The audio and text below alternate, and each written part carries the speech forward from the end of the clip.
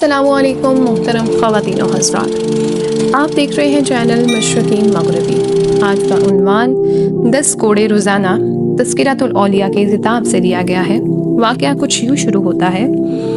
عباسی خلیفہ منصور کے دور حکومت میں بھی حضرت امام ابو حنیفہ رحمۃ اللہ پر قاضی القضات کا عہدہ قبول کرنے کے لیے زبردست دباؤ ڈالا گیا۔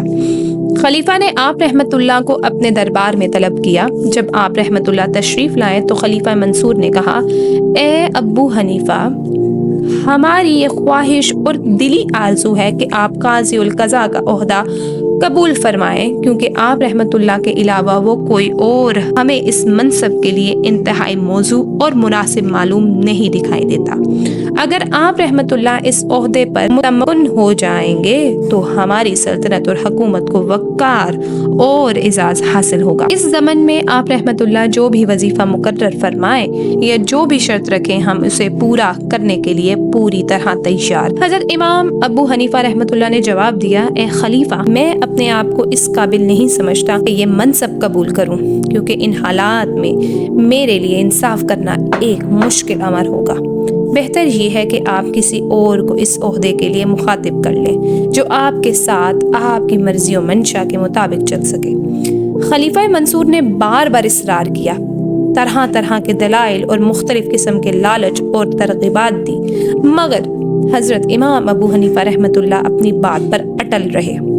آپ رحمۃ اللہ نے قاضی القضاء بننے سے صاف صاف انکار کر دیا۔ خلیفہ منصور نے حضرت امام ابو حنیفہ رحمۃ اللہ کے انکار کو اپنی توہین سمجھا اور غصے سے آگ بگولا ہو گیا۔ کہنے لگا، اللہ کی قسم، تمہیں یہ عہدہ قبول کرنا پڑے گا، ورنہ تمہارا انجام اچھا نہیں ہوگا۔ حضرت امام ابو حنیفہ نے انتہائی سکون اور اطمینان کے ساتھ کہا، واللہ میں بھی یہ عہدہ کبھی نہیں قبول کروں گا، چاہے اس کے لیے مجھے کڑی سے کڑی سزا اور سخت سے سخت امتحان سے ہی کیوں نہ گزرنا پڑے۔ اس وقت دربار میں خلیفہ منصور کا خاص منظور نظر مشیر ربی بھی موجود تھا۔ اس نے حضرت امام ابو حنیفہ رحمۃ اللہ سے کہا، اے ابو حنیفہ، آپ رحمۃ اللہ بھی کیا غضب کرتے ہیں، امیر المومنین کے مقابلے میں قسم کھاتے ہیں۔ آپ رحمۃ اللہ اپنے رویے پر نظر ثانی فرمائیں، یہ قسم آپ رحمۃ اللہ کے لیے بہتر نہیں ہے۔ حضرت امام ابو حنیفہ رحمۃ اللہ نے کہا، کیا بہتر ہے اور کیا بہتر نہیں، یہ میں آپ سے زیادہ بہتر جانتا ہوں، اور یہ بھی مجھے علم ہے کہ امیر المومنین کے لیے اپنی قسم کا کفارہ ادا کرنا مجھ سے زیادہ آسان اور سہل ہے۔ خلیفہ منصور نے جیسے ہی حضرت امام ابو حنیفہ کا یہ جواب سنا تو وہ غصے سے جھلا اٹھا۔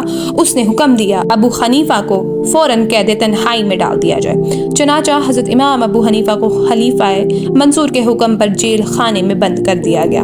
پھر خلیفہ منصور نے جلاد کو بلا کر کہا، ابو حنیفہ کو روزانہ 10 کوڑے لگائے جائیں، تا وقتیہ قاضی قضا کا عہدہ قبول کر لیں، اور اس امر کی رپورٹ روزانہ مجھے دی جائے کہ ابو حنیفہ پیش کردہ عہدے کے لیے تیار ہوئے ہیں یا نہیں۔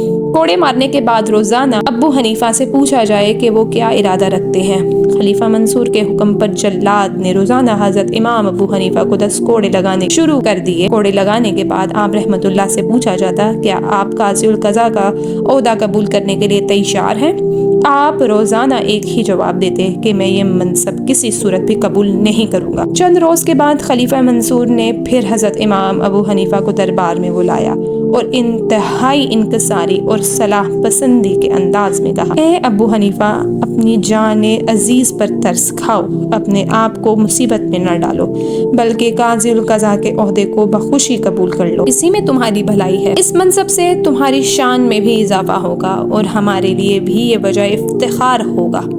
حضرت امام ابو حنیفہ رحمۃ اللہ نے فرمایا، اللہ تعالیٰ سے دعا ہے کہ وہ امیر المؤمنین کا بھلا کر، تاہم میں کسی طور ہی اس عہدے کے لائق نہیں۔ آپ از راہ لطف و کرم کسی اور کو اس منصب پر فائز کیجیے۔ حضرت امام ابو حنیفہ کی مستقل مزاجی اور اپنے عہد پر ڈٹے رہنے سے خلیفہ پھر بگڑ گیا اور کہنے لگا، اے ابو حنیفہ، تم جھوٹے ہو جو یہ کہتے ہو کہ تم قاضی القضاء کے عہدے کے لیے اہل نہیں۔ تمہیں یہ زیب نہیں دیتا کہ تم جھوٹ بولو، حالانکہ اس عہدے کے لیے تم سے بہتر کوئی اور نہیں۔ حضرت امام ابو حنیفہ رحمۃ اللہ نے کہا اب تو امیر المؤمنین نے خود ہی میری بات کی تصدیق کر دی اور مجھے جھوٹا کہہ دیا۔